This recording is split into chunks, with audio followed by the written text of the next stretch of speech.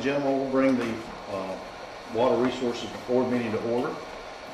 In our new digs, looks very nice. We had a nice tour before the board meeting, and it's well worth the wait to get this thing open. So it looks very nice. I'm sure y'all enjoy it. Y'all, thank you. Do we have any public comments on any actionable items? No public comments. All right, our consent agenda, we have 6 items, and we're going to pull out letter E, and we'll talk about that at the end of our meeting. So we'll discuss A, B, C, D, and F. Does anybody have any other consent items that they'd like to talk about separately? Make a motion to approve the consent agenda items. Second. Got a motion and a second. Any other discussion? All in favor, say aye. Aye. Opposed? Motion carries. Next are the minutes from February 25th, 2025. Does anybody have any additions or corrections to the minutes of February 25th, 2025? And by the way, thank you, Brian, for pinch hitting me for that day. Great agenda, very short. He did a good job. If there's no additions or corrections, then we'll accept the minutes as presented. Next item on page 42 is consider the sewer blasting participation of Rucker Donnell. Who's got this one? Valerie? I do. Okay. I do. So, I guess last year about this time, the Rucker Donnell property wanted to dedicate a 40-foot sewer easement along the green line towards the top of that picture there. That is the proposed future sewer alignment. The green line is. The red lines are our existing sewer mains. And so they dedicated sewer easement along the Veterans Parkway right-of-way, which is kind of goes from top left to bottom right. And then Salem Highway goes from bottom left to top right. So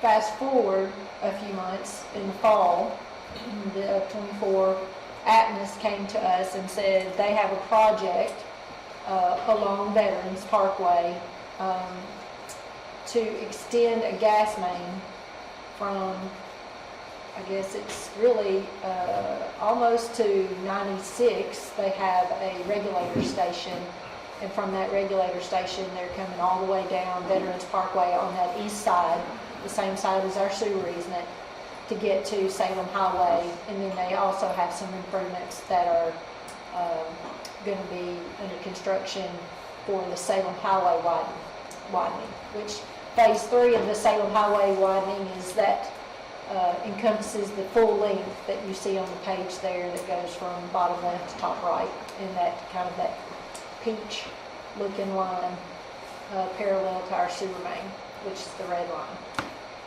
So we have been coordinating with them on the design of their gas main along with Rucker Donnell, and the gas company has a rule that they do not allow, and I'm not sure how they can enforce this, but somehow it does get enforced, that they won't allow blasting within 30 feet of their gas main. So prior to the installation, we all felt like it was the best thing to do was to try and drill and shoot, blast the future sewer alignment, because being along the creek, this in your packet, there is another exhibit that shows a larger area than this, and that's kind of the service area that this sewer main, future sewer main, would need to serve. So knowing that we have that future service area, this line needed to be deeper than what the Rucker Donnells needed it to be. So we are requesting to participate with them. We've deepened the sewer main anywhere from 12 feet starting at the creek and tying into our existing sewer main. And if you follow it to the north, towards top left, we get to about 22 feet deep in order to be able to serve that area like we need to. So they have asked if we would participate, and so we're requesting to participate. The extra depth past 12 feet, our policy, our participation policy says anything over 12 feet deep that we will participate. And typically, we're bringing to you participation to lay a sewer main. But they weren't quite ready to do that, so we didn't want to go to that expense just yet. So they asked if that we would participate in the blasting. So they're going to drill and shoot the 12 to 22 foot depth along that green alignment. And then they're going to dig out the trench to make sure they got it all blasted and then refill it. So the drilling and shooting portion, our participation amount is $46,136. To dig it out and then refill the trench to make sure that we've got all the rock out is the $17,520, and the total is $63,656. So we would request that we participate. So, because if we don't participate now, at the time, the developer of that property lays the sewer main, we will need to participate to make it the larger or deeper line, but we won't be able to drill and shoot. We'll have to hoe ram, and that we feel like would be more expensive because usually you hit rock, and trying to hoe ram rock at a 22 foot depth, I think would be very costly and time consuming. So. No time, what is the timeline on this future sewer? We don't have a timeline for the future sewer. There is some in the works, and David may be able to help me with that. I think there's a couple of properties, maybe the one on the corner, David. Yeah, the one just north of it, and then slightly to the east. Yeah, the proposed development. So it may be sooner rather than later that we have to participate.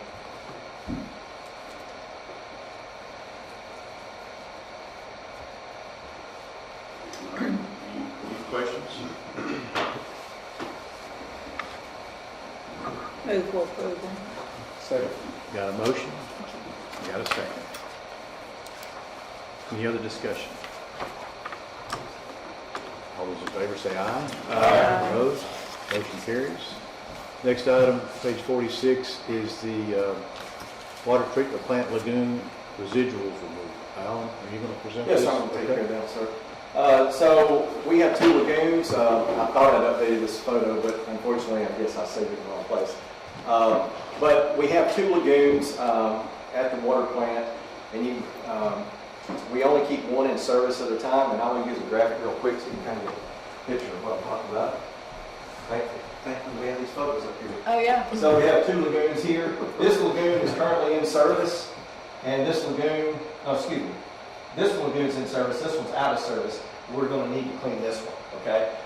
So we only have one in service at a time. And what we have started doing is within about 4 months of the time we take one out of service, we go ahead and clean it. As you see, there's a lot of growth in the one that's not being used right there. And so that's why we get it cleaned as quickly as possible. And it's $498,000 every time we clean a lagoon. I know that sounds expensive. I know when I first came here about 22 years ago, we were paying about $30,000 to do it. But then TDEC got involved back in 2016 and made us start injecting it into the ground. So we really don't have a lot of options there that don't get even more expensive. The company that is doing this is their first amendment to the last contract. Prior to that, it was $256,000, I believe, right? Yeah, $256,000. But they're having to haul at a great distance, great distance for them because they've been running these trucks back and forth. So they're using two of our farms and then another two farms that are private to inject this into the ground. So basically, most of these residuals have a lot of lime in them. They have a lot of beneficial reuse. And so we either have an option of doing this are actually trying to take a landfill, which is going to cost a lot more than this is. When this project was done, the first time, this was the only contractor that would bid it that way. This last time that we did it, we had two contractors. The second contractor was twice the amount of this one. These guys do an excellent job. They take care of our property. They take care of the property of the people that they're actually injecting this into their farms. And so they have a very good reputation.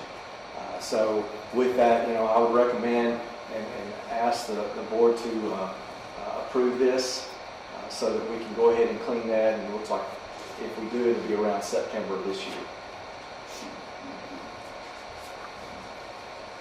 And the total amount for the project, because obviously you have to add it up each time, is $996,000.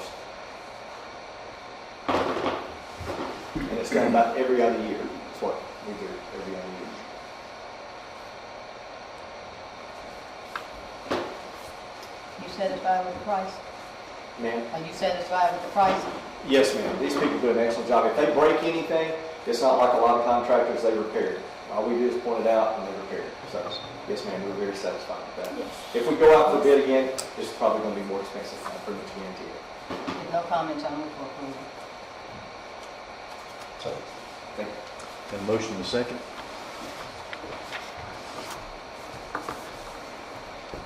Any other discussion? All those in favor say aye. Aye. Opposed? Motion carries.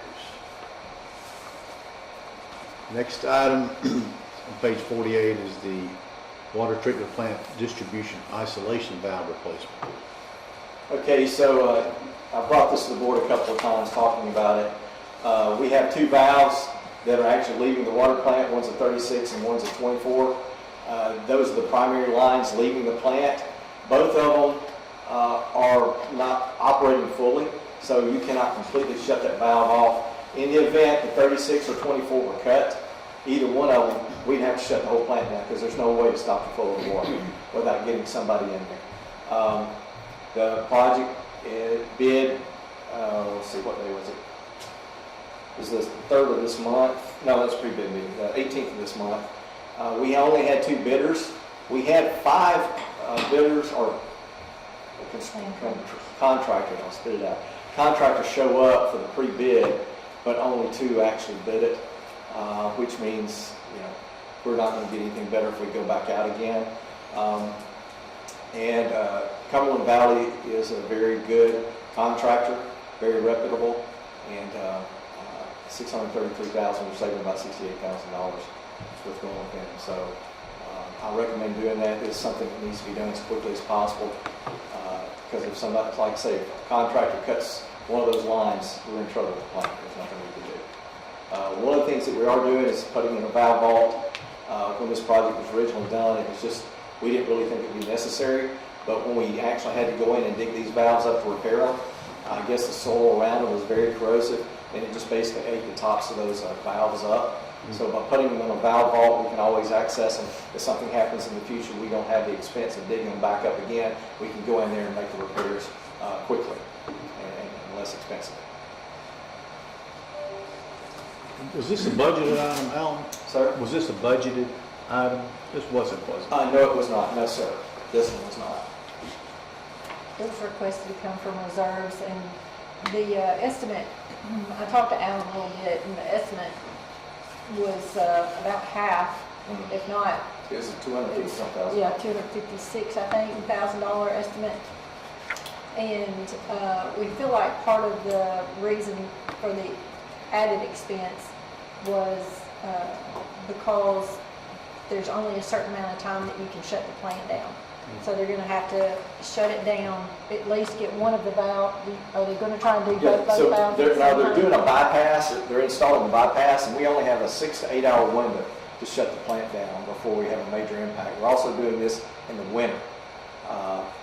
And so there's that risk that if they get in there and something happens, they can't get the bypass going like they want to, then they're gonna be under the gun because they're exceeding that 8 hour window. But that's part of the risk. There was a lot of talk during the pre-bid meeting about that specifically, about the fact they only had that short window to get it in. But there'll only be one bypass, and that will allow them to get about 60% of the flow through the plant, maybe a little bit more than that, depending on the demand, because it is in the wintertime. And then they'll be able to cut both of those old valves out, take that whole section out, and when they do that, they already have it set together on the ground and just basically set it in the ground after they remove the other one out. So it speeds the process up for them. And I believe it's like a week. Was it like a week? Or a week and a half? I can't remember. A week or week and a half to complete the whole project. All right. Any other discussion? We got a motion? Or you need a motion? But I will. Okay. Second. I got a motion and a second. Any other discussion? All those in favor say aye. Aye. Opposed? Carries. Next item on page 52 is the Thompson Lane widening. I guess you got this one, Val. So you all have been, requested approval for 2 amendments prior to this one. And just, I think that ELI, this is such a long project that they, obviously have underestimated the amount of time it takes to design water and sewer relocations on a 4-mile project. Now, this amendment wasn't anything that they could help. TDOT, there were several subdivisions built in that northern section between the curve there at Hooper's Bottom and Memorial. There's several new subdivisions that have been built through there. And TDOT's survey didn't take into consideration the design and those new subdivisions tying into. So part of our changes, or ELI's changes to the design were because of those new subdivisions being surveyed by TDOT, changes in their TDOT drainage system. And then one other one was at a request of staff to deepen a section of sewer to make sure we can serve a little bit of future service area to the north along Leanna Road. And then with those changes, ELI will have to change easement descriptions and exhibits that they've already provided to us and that we're working on with legal to try and bring back to you all, easement offers. So they'll have to provide a few revisions to the easements. The additional, When's the start time on this thing? they want to bid it in the fall. They want to bid this project in the fall. So we are really, TDOT has another submittal coming up, I think, in April. And that's supposed to be the final submittal from all utilities. And they'll combine all of the claims together and make sure there's, one last review to make sure no conflicts between all the utilities' designs. And then they'll start sending out contracts for each utility that wants to put their relocations into the project, which will be one of those for water and sewer, where it's handled by the TDOT contractor. So those contracts will come back to you all for approval. And then hopefully we will have the easements acquired and recorded prior to their bidding. Will TDOT do all the easements, or do we have to? We have to do the easements and purchase the easements. So we've gotten all of the descriptions. There is right at 80 easements for us to get. And like I said, I've sent those to legal, and we're trying to put those into a format where we can, I think some of the easements are small enough that we will try and use tax assessor's values as a starting point for the easement offers. And then those that are larger, we may end up having to have a few of those appraised. So we may be bringing to you all a proposal for appraisals at a future meeting, obviously. How long do they think it'll take to complete this? Oh goodness, I want to say it'll probably be a 3 or 4 year, maybe 5-year project. Say on the highway, it didn't take that long. So The additional engineering costs for this work are $87,050 for this amendment 3. And the total of that work is $606,000. And Six had much choice last year. All right, what is, Make a motion to got approve. a motion? Second. Got a second? Any other discussion? All those in favor say aye. Aye. Opposed? Motion carries. We'll bring up section E. You should have it in front of you. Item E, rather, from our consent agenda. Alan, you want to go over this? Yes, sir. So apologize, but today we had a change by Caremuse, which is the line provider, and I realize I had a typo on the memo. But there were 3 chemicals that wound up needing an increase. Originally it said 2 needed an increase and 1 asked for a decrease, but the 2 that needed an increase were because of raw materials for aluminum. And then Lime Company called us this morning or emailed and stated that in their quote, they forgot to add in shipping.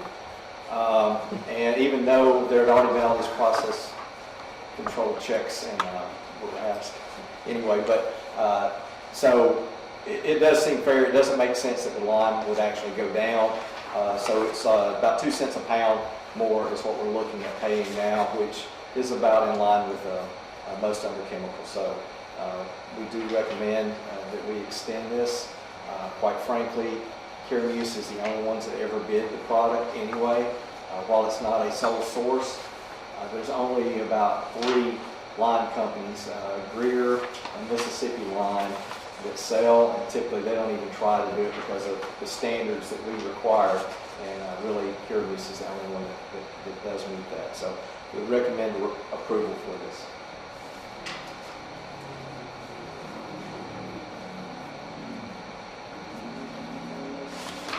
I move for approval. Sorry. A motion and a second. What's the total, you got the total of all of this, Alan? No, so each one has an estimated annual expense. It has a price. So for those 2 chemicals, like polyaluminum hydroxychloride is $75,000 annual estimated. Our coagulant aid is $100,000. Right. And then the line itself is around $570,000. So we're going from about $475,000 to $570,000 is really what those 2 cents a pound do. Because we 470 to 570? 475 to 570, yes, sir. For an entire year, we go through about a ton a week is what we're looking at roughly.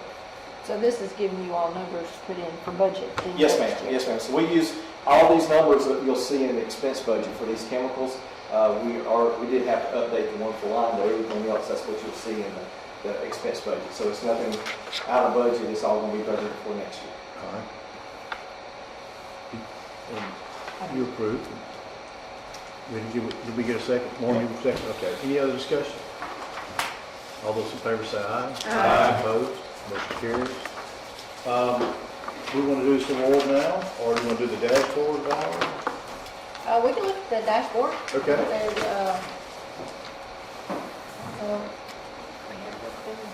you want me to pull it up on the screen? Which one is that? Go back to the board folder. You know where the board folder is? Can you see?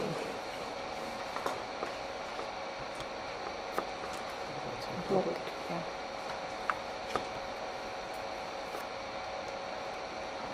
Is there anything on this that you want to discuss, Valerie? Nothing in particular. I haven't made any changes. Well, actually, we did make a change to the dashboard. It was something that Doug had suggested Okay. that we change in the dashboard.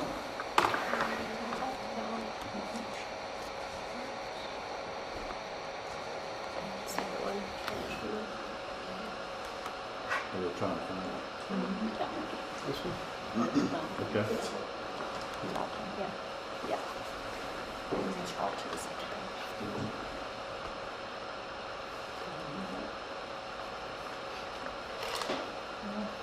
It's a little difficult to see.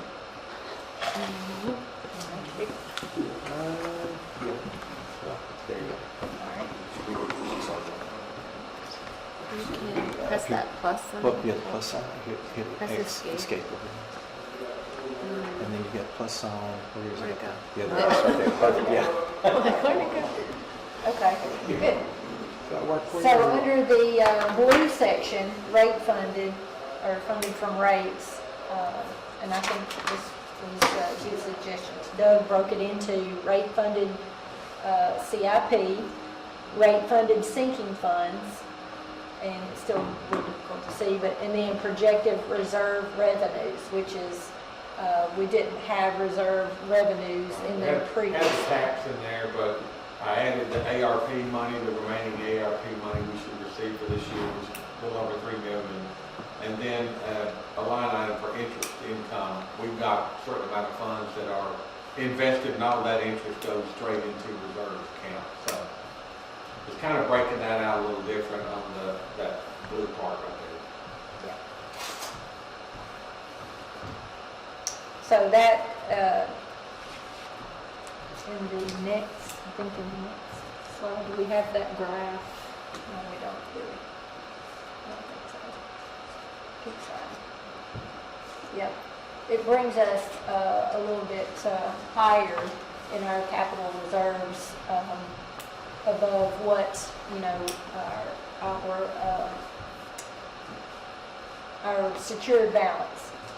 Gives us, it shows a little bit more in there because we've shown our reserve revenues, whereas we didn't in the past.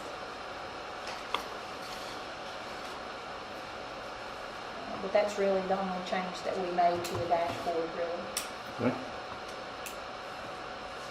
Anything else? Okay. We have an award to give out. Al, are you gonna do this? Yeah, well, I just kind of mentioned, Why don't you hold it up? I hope it, yes, sir. So, well, it took us a while to get it, but this is the Director's Award for Partnership for Safe Water. So we started this back prior to 2020. Obviously, the data has to be collected for years, so it's around 2019. But you have to submit your data. It looks at the whole treatment process, and it's a voluntary thing, and it's nationwide, and it's part of AWWA. There's also a distribution version of it, and they also started one for water resource recovery facilities as well. But we've been doing this now for 5 years. We're looking to get the sticker for 2024. The reason why we're just now showing you the plaque is it has taken this long because of COVID to get the plaque. I mean, it's kind of a really slow process. So, you know, you talk about lead time for pumps and motors, nothing compared to getting the plaque. But at any rate, we're really proud of this. This basically means that we go through a lot of extra processes, ensuring that the water that we're putting out is above what the standard quality is required by EPA. So they're looking at all the treatment process. Joe enters all this data in, and it is a ton of data that he has to provide to them to look at. There's all these different calculations that they do, and then they basically determine, are you actually going above and beyond? And that's what it is, and when you do for a year, and after it's been turned in and certified, then you wind up getting a sticker for the plaque from now on. So that's kind of what it is, and so just wanted you guys to realize that we were doing something like this, and appreciate y'all's support. Thank you. Well done, Alan and Joe, and your whole staff, and it's just another testimony of what a great department we got from all different areas, you know, we really excelled, so very proud of everybody. Thanks. Very dedicated. Anybody else? If there's nothing else to be brought before the board, we will stand adjourned.